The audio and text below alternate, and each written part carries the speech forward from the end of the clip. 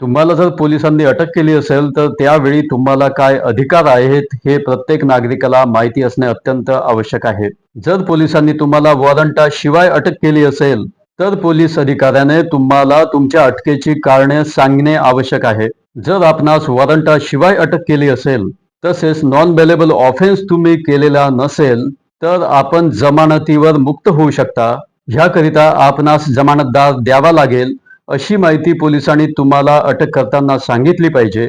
जर कोणत्याही मॅजिस्ट्रेटने ऑर्डर दिलेला नसेल, तर पोलीस तुम्हाला 24 तासांच्या वर त्यांच्या ताब्यामध्ये ठेवू शकत नाही. पोलिसाने वॉरंटवर तुम्हाला अटक केले असेल, तर त्या वॉरंटच्या कारणाची माहिती तुम्ही पोलीस अधिकाऱ्याला विचारू शकता. तसेच तो वॉरंट सुद्धा तुम्हाला स्वतः पाहता येईल. पोलिसांनी विचारलेल्या प्रत्येक प्रश्नाचे उत्तर तुम्ही दिलेच पाहिजे असे अजिबात नाही. म्हणजे पोलीस तुम्हाला कोणत्याही प्रश्नाचे उत्तर देण्यास भाग पाडू शकत नाही. ज्या उत्तरामुळे तुम्ही गुन्हेगार ठरू शकता, तशी उत्तरे तुम्ही देऊ नये. पोलिसांनी विचारल्यास तुमचे नाव, पत्ता तुम्ही पोलिसांना कळवले पाहिजे आणि जर तुम्ही लेखी उत्तर देत असाल प्रत्येक प्रश्नाचे, तर त्याच्यावर हस्ताक्षर करण्याची आवश्यकता नाही. त्याचबरोबर फौजदारी खटल्याच्या प्रत्येक प्रोसिडिंगला तुम्ही वकिलाची मदत घेऊ शकता.